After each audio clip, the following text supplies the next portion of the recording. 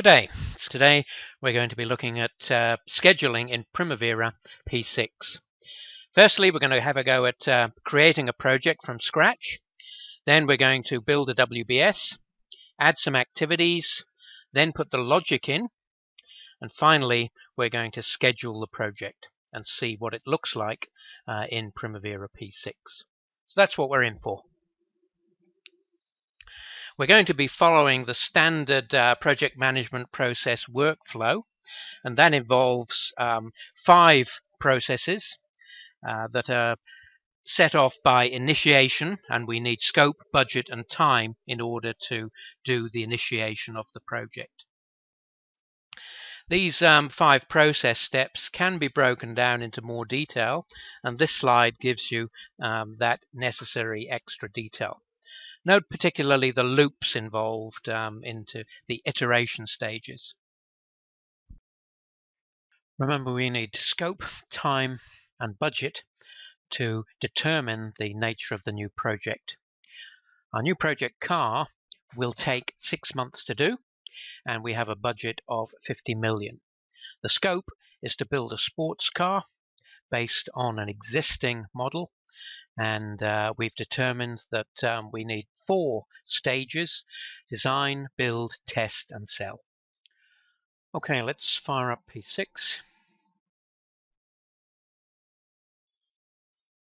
Get the login screen, put in our password. Check our database. PMDB is good.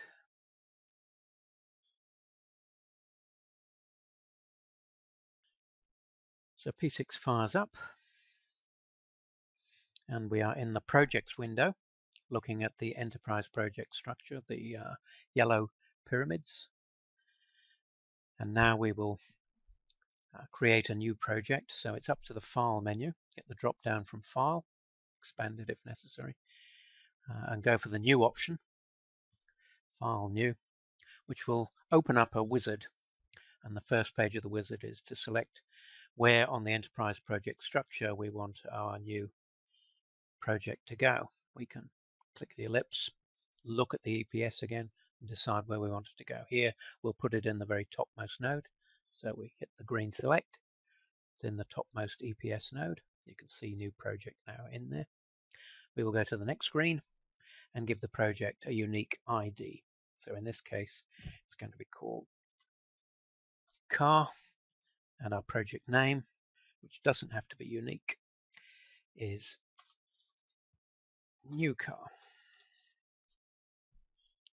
On to the next window, and we're asked to put in the start date of our project, and if necessary, a must finish by date. We definitely need a start date, so I'll choose 14th of July 2014 as our start date, and we'll put in our must finish by date just so we can see the effect of that on our project.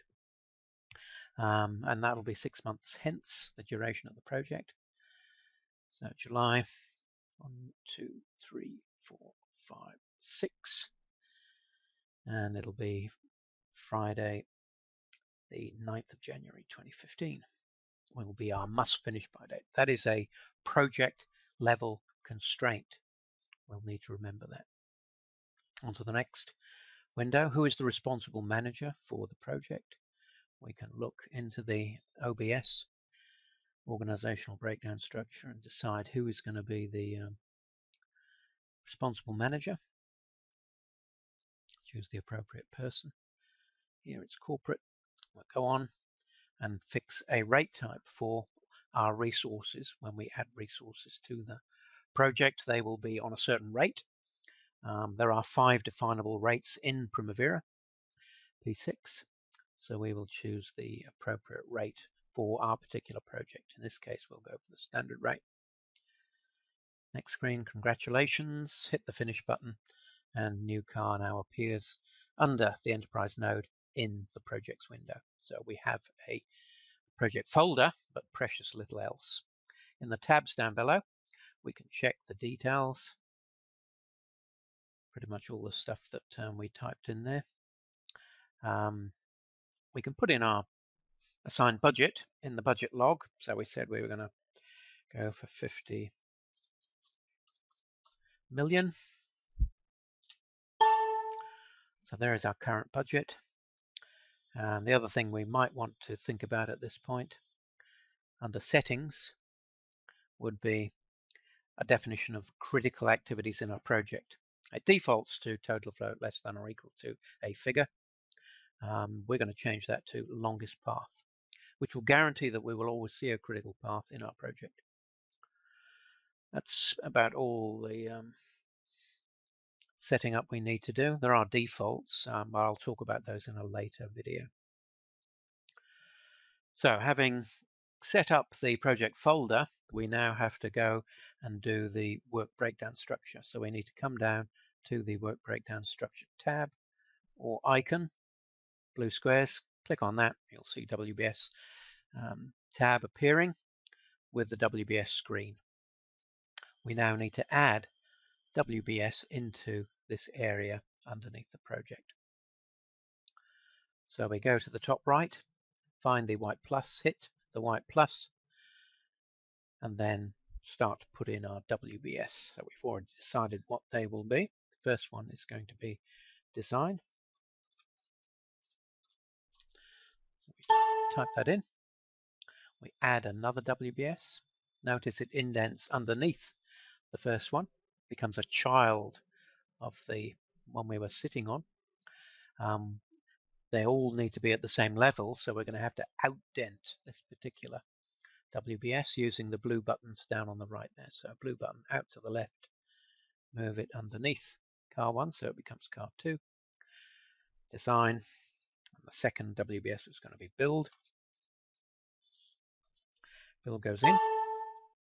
We add another, outdent it, make it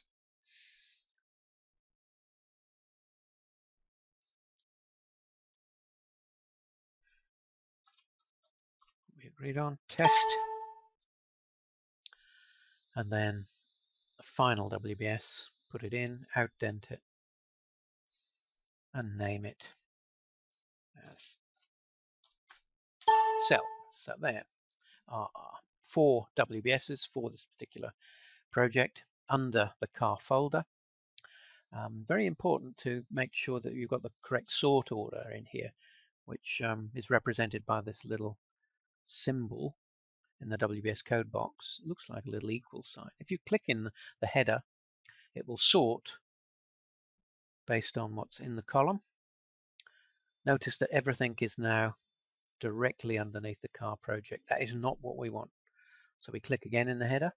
It now sorts the other way with the project on the bottom. Once again, that is not what we want. We click again in the header. Make sure the little equal symbol is there. And everything is now in the correct order at the correct indentation. So the car is at level 1 of our project and the WBSs are all at level 2. Primavera's got the ability to go to 20 levels, but you'd be pretty desperate if you were getting down to 20 levels. Most projects sit at around 4, going down 4 levels. Okay, our WBS is in place. Now we must go to the activities window to start putting in our activities. So we go to the green icon on the left, the activities icon, click on that.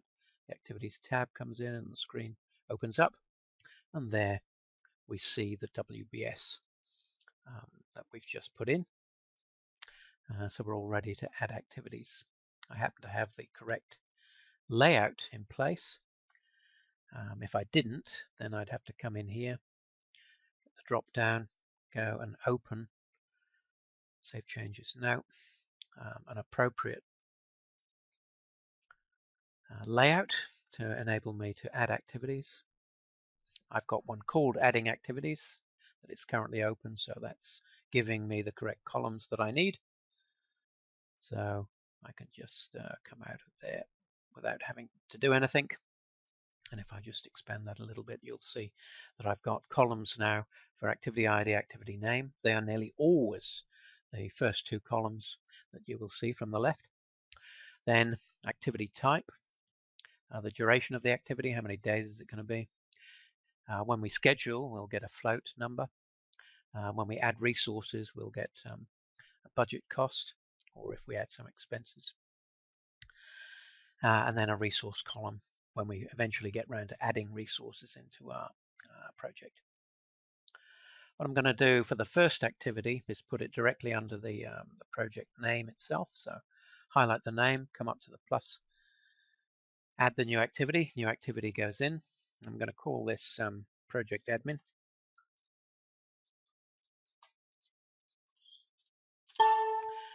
And this is going to be an administration job done every day of the project. Therefore, I have to make the activity type not the default task dependent, but one called level of effort. And when we set it up properly later on, it will appear every day of the project from the start milestone to the finish milestone. So that activity will be happening every day.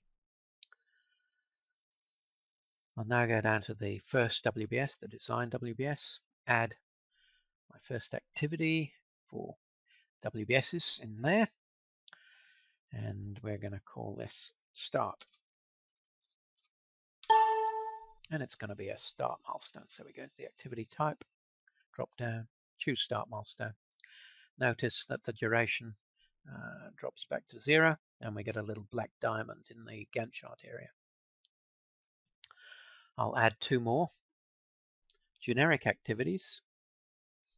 Don't want to spend all our time adding activities. So we'll call the first one organize.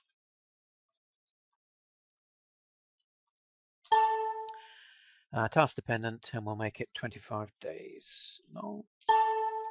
And the second one we'll call finalize.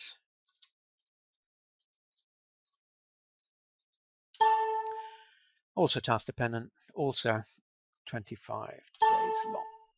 And you see in the Gantt chart we get activity bars now in green from the vertical blue line, the data date, extending out along our calendar to 25 days long.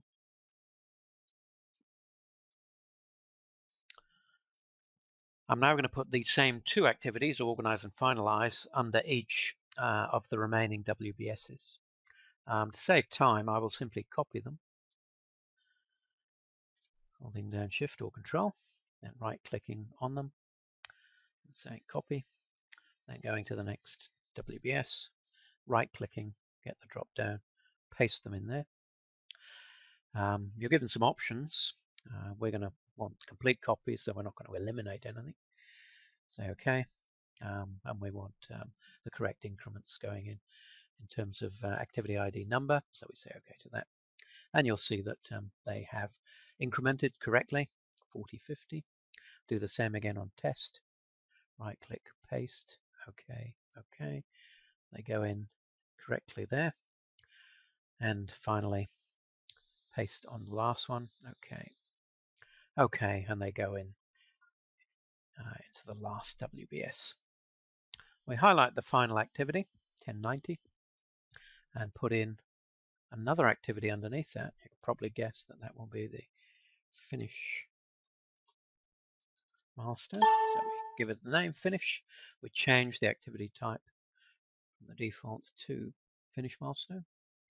Notice that it goes to 0 and the black diamond appears in the Gantt chart. So we've now got all of our activities in place for this little demo program or project. And we're now going to put in logic between all of the activities. Now, typically, the way you do that is by highlighting the first activity you're worried about. In this case, we'll start with the start milestone, and then using the tabs down here. Best one to use is the relationships tab. You could use a successor tab, but when you go to the relationships tab, you're given the option of predecessor and successor. So this is always a good idea. We want a successor to the start milestone, and that would be achieved by hitting the assign button. Brings up the dialog box, and then we choose the successor, which will be 1020. Green cross it, and you'll see that the relationship line goes in the Gantt chart. This is because we've got the show relationship line icon in the icon bar depressed, so we're seeing the relationship lines go in, and I recommend you do that. So that's the traditional way of putting in relationships. It does take a bit of time, so I'm going to show you a slightly quicker way of doing that. I'm going to undo that particular relationship by going up to the Edit drop-down and selecting the very first option, which is Undo Activity Relationship. So I click on that, and the relationship disappears. What I'm now going to do is speed up the process by highlighting, avoiding the WBSs, using Control and highlighting all of the remaining activities. So now they're all highlighted, I right-click in the dark blue area, get the drop-down menu, and choose the option that says Link Activities. Link Activities, and they all get linked. Finish to Start, the default relationship type. So all of those are now linked, and I now just have to finish off the level of effort, which is a slightly different kettle of fish. So with the level of effort, I have to make its predecessor. So down in the Relationships tab, Predecessor, I assign the Start milestone to be the predecessor of this one in a start-to-start relationship. I then make its successor assign the Finish milestone in a finish-to-finish relationship. And you'll see that going in now in the Gantt chart.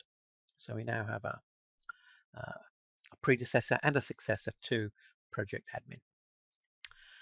By making them the milestones, that means that when we schedule the project and all of these activity bars push out to the right, the succeeding relationship here on the level of effort will push out all the way to the ultimate finish of the project.